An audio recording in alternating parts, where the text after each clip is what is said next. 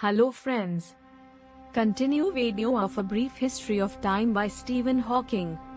From Chapter 7 to 12.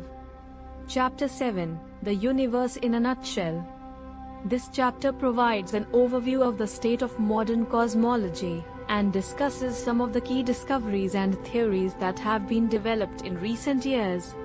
Hawking explains that our understanding of the universe has undergone a series of revolutions over the past century, as new observations and ideas have challenged and expanded our previous conceptions of the cosmos.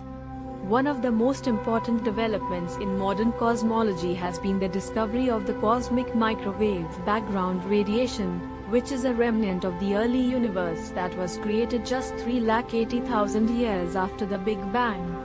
This radiation provides valuable information about the structure and history of the universe, and has helped to confirm many of the key predictions of the Big Bang theory. Hawking also discusses the idea of inflation, which suggests that the universe underwent an exponential expansion in the first fractions of a second after the Big Bang. This theory helps to explain why the universe appears so smooth and uniform on large scales, and has become a central component of modern cosmology. Finally, Hawking turns to the question of the ultimate fate of the universe. He explains that the current understanding of cosmology suggests that the universe will continue to expand indefinitely, eventually leading to a state of maximum entropy known as heat death. This means that in the far future, the universe will be dark, cold, and empty, with no structure or organization at all. While this may seem like a bleak prospect, Hawking emphasizes that our current understanding of the universe is still very limited, and that there may be many surprises and discoveries yet to come. Chapter 8, The Origin and Fate of the Universe. In this chapter, Stephen Hawking discusses the Big Bang theory and its implications for the origin and fate of the universe. According to this theory, the universe began as a single point of infinite density and temperature, known as the singularity, around 13.8 billion years ago.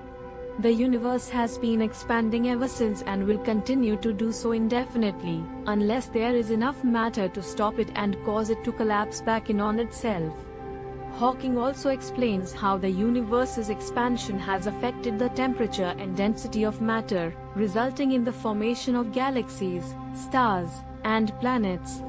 He also discusses the concept of black holes and how they relate to the overall structure of the universe.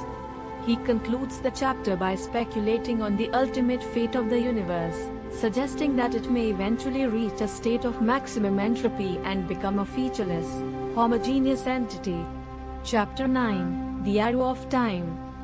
In this chapter, Hawking explores the concept of time and its directionality, commonly referred to as the arrow of time. He explains how entropy, or the measure of disorder in a system, is the key to understanding the arrow of time. Entropy always increases over time, meaning that systems become more disordered and less organized. Hawking also discusses how the arrow of time is related to the Big Bang and the expanding universe. He explains that the universe was in a state of low entropy at the time of the Big Bang and has been increasing ever since, leading to the formation of galaxies, stars, and planets. Hawking then explores various philosophical and scientific implications of the arrow of time, such as the possibility of time travel and the role of consciousness in experiencing the flow of time. He concludes the chapter by speculating on the ultimate fate of the universe, suggesting that it will eventually reach a state of maximum entropy where time itself may cease to exist. Chapter 10, The Unification of Physics. In this chapter, Stephen Hawking discusses the search for a unified theory of physics, which would explain all of the fundamental forces of nature in a single framework. He begins by explaining how the different forces of nature have been described by separate theories in the past, including the electromagnetic, weak, and strong nuclear forces. Hawking goes on to describe the attempts by physicists to unify these theories into a single framework, including the grand unified theory and the string theory. He explains how the string theory posits that all particles in the universe are composed of tiny one-dimensional strings that vibrate at different frequencies, giving rise to different particles. Hawking notes that the search for a unified theory is still ongoing and that it is one of the great challenges facing physicists today. He also suggests that a successful theory of everything would not only revolutionize our understanding of the universe but also have practical applications in areas such as the development of new technologies. Chapter 11: The Arrow of Time. In this chapter, Stephen Hawking discusses the concept of time and how it is perceived by humans.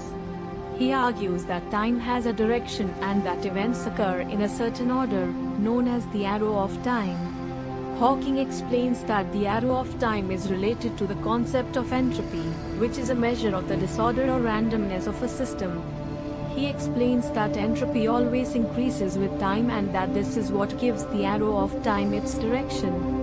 Hawking also discusses the concept of the past hypothesis, which suggests that the universe began in a state of low entropy and has been increasing ever since.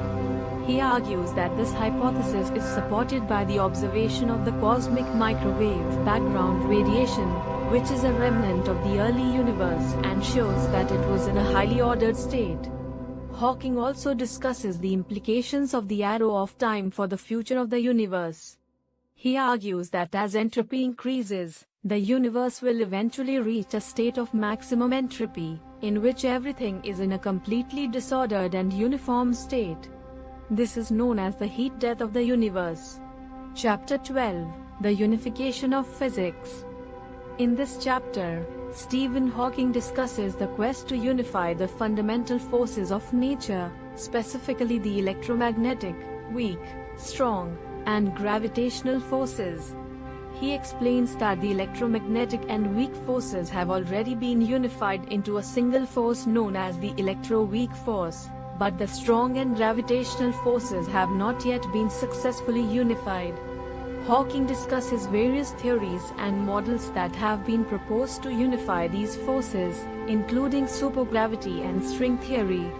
He explains that these models suggest that particles are not point-like objects, but rather are made up of tiny strings or membranes vibrating in multiple dimensions.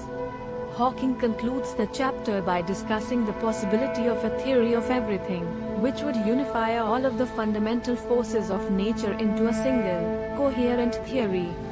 He acknowledges that such a theory is still elusive, but argues that the pursuit of this goal has led to many important discoveries and advancements in our understanding of the universe. If you like our content, like, comment, share and subscribe to our channel.